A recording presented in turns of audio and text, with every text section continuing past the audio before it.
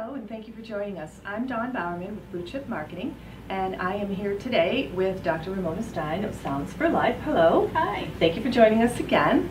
And we're here enjoying the Rochester, New York weather. Lots of snow. Yep, like a switch. January 1st or something like that, it's snowing. I think we're going to have to move the seasons because I feel more like Christmas now than I did at Christmas. Right. So, well, today we're going to talk a little bit about hearing aids and buying devices over the counter. But before we begin that, I just want to remind everybody to look on the internet and at my website. Coming in February, we're going to kind of do some additional work with Kristen here at Sounds for Life, one of the other audiologists, on auditory processing. She was on Fox, and it was a great response to what it is, what to look for, and even the ADHD piece where, you know, you could be misdiagnosed for that. So she's going to actually be doing the test and evaluation here in the office, and we're going to be taping it for you to watch. So look for that information coming out soon. So again, today we're going to talk to Dr. Stein about over-the-counter hearing aids and what people should be aware of with that particular device or devices. Right. You know, people are very interested in these devices. They're called personal sound amplification systems because they're very inexpensive, and hearing aids are a lot more expensive than that. So a lot of people will give that a try, give a personal sound amplification system a try. And I just wanted to talk about some of the issues if you do decide to go that route. So the first thing, and one of the most important things, is that these devices are not regulated by the FDA, and hearing aids are. So things like the amount of amplification they provide, that is not regulated in any way. And so in some cases, you could actually turn them up if they have an adjustment like that, and you could be damaging your hearing rather than helping it. A lot of people, loved ones, might think, well, you know, mom or dad or my husband or wife, they have a hearing loss, and they're not quite ready for a hearing aid, so maybe we'll try this personal sound amplification system. They might have seen it in a Sunday newspaper magazine or in a regular magazine, and the issue with that is, well, there are a couple of issues with that, but when something like that occurs and the loved one buys this device, the person might try it, but it might not help them at all because it really isn't customizable to their hearing. So they might give it a try and say, oh, this isn't good, I'm not going to wear it anymore. And what we find is that when people do that, they equate all, you know, hearing aids and devices with this device that they tried, and they say, well, I'm not going to try a hearing aid because it sounds terrible, just like it's going to sound terrible just like, you know, the device I tried. And so we're really unable to help those people in any way because they've already made up their mind, and really nothing you can say is going to change their minds about what a hearing aid could possibly do. So when a customer comes to see me, I test their hearing. I take a very thorough history, and based on the hearing test results, I will make a recommendation. And if I recommend hearing aids, I send the results to the person's physician for review. And if the physician sees, you know, by the test results or by my report that there's any red flag, any reason, medical reason that the person shouldn't get a hearing aid, then they will, you know, everything stops. They see the person, possibly treat the person before hearing aids can even be recommended, so or be fit. And so if you go for one of these over-the-counter devices, you're completely bypassing that kind of checks and balances. Sure, yeah. And so you could have something that either is medically treatable or that could be a very serious condition, and it just goes unnoticed, yeah. Right? And so that can be very dangerous. These devices are a lot like the old analog hearing aids, so they make everything louder. And everybody knows somebody in their family, grandma, grandpa, mom or dad, who had a hearing aid or hearing aids, And because they were the analog devices, they made everything louder, and the person never wore the hearing aids because they really were, uncomfortable, and they didn't help. They didn't just amplify the sounds that they wanted to hear, Here's the surroundings. which Yeah, is just yeah. speech. They amplified everything that was going around them equally.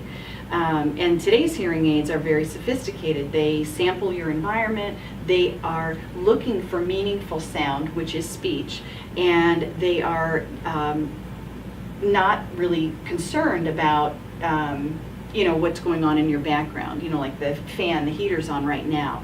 The person is generally going to be able to hear that, but it isn't going to be amplified equally. Right, with as our- we're talking. Yeah. Exactly. Let's see. And I think that's interesting too, because one of the things that is very important is your hearing, and people take that for granted. So by buying one of those devices, you're actually, kind of cheating yourself, because you're not going to hear things the way you are, which again, we talked about earlier, could cause you to really withdraw from society, which is really Exactly. unfortunate. I know one of the things that's really important is lifestyle in a hearing aid, and you can't do that with those devices, I'm sure. Right, and that's a good point. Two people could come in and see me, and they have exactly the same hearing loss, but they have very different lifestyles, listening needs, personal preferences. Sure. Some people like things as loud as possible, to compensate for the hearing loss, and others, don't like to hear everything that's going on around them so loudly. So you got special ones for husbands. Yeah, no off switch. It's so true. But so the better way to go, if you think you have a hearing loss, is really to come see an audiologist and get a thorough hearing evaluation, and avoid places that are just pushing hearing aids on you, Right. because that's not always appropriate. So there are a lot of things that follow a hearing aid fitting. There are adjustments, there's fine tuning, there's a lot of counseling that goes on as far as appropriate expectations. Hearing aids won't make your hearing normal again. And so it's a very involved process, and it isn't as simple as calling at 1-800 number and paying $30 to get a device. To get a device, Yeah. yeah. And I think the other thing that's really nice in coming to Dr. Stein's practice is it's a beautiful practice. The two audiologists are here. It's a quiet environment, so you can talk one-on-one. You're not sitting at one of the big boxes with thousands of people going by as you're trying to have a conversation about something that's very important to you. If any of you have ever had a cold, there's nothing worse than when you can't hear, because it throws off your balance and everything else. So, you come in here, you sit down, you talk about things. It's all confidential. You're one-on-one in a room. So I think that's another real important thing. The other thing I remember seeing on one of these devices is you carry it in your pocket. Can you imagine, trying to amplify the sound from your pocket? I mean, Right. It's not natural you could have at a all. paper in front of it, and it wouldn't sound the same as if it, Right. were out there in the norm. And they're quite large, some of the ones I've seen. Some of them are, yeah. And I know that's always a concern for patients, is the size. Right. So again, it's very important to come to see your audiologist, also to have the test. There's some important things about having your hearing tested on a regular basis, correct? Right. If, at least for a baseline, even if you're not having any problems or having minor problems hearing, it's a good idea to get a baseline, because then if something were to change, you kind of know where you started. What we recommend for customers that we've already diagnosed with a hearing loss is anytime they notice a change in their hearing, or difficulties with balance, or changes in balance and dizziness, or the onset of or changes in their tinnitus, ringing noises in the ears. Sure. So that again is very important, creates that baseline so you can follow up.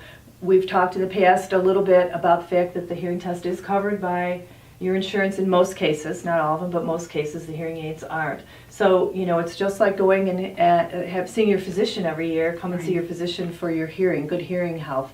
And seeing a specialist is really important. I again, coming from the medical profession, I can't stress that enough. Now, in closing a little bit on that too, that you mentioned, is care. We're going to be following up soon with some care to the hearing aid. I can't imagine there's a whole lot you can do with these devices, with wax buildup and, things like that. Yeah. So, I'm not familiar with I'm gonna have to look. a lot of the devices, as far as what their recommendations Sure. are, how they, I know a lot of the devices are actually not custom, they're like custom hearing aids, so they fit in the ear, not over the ear. And I really, Well, the one I've seen looks like an earplug that you kind of, pop in, so. right. But yeah, so I appreciate it. We look forward to hearing more. Thank you so much for joining us today with Dr. Stein, and I'm Dawn Bowerman with Blue Chip Marketing, and we'll see you next time.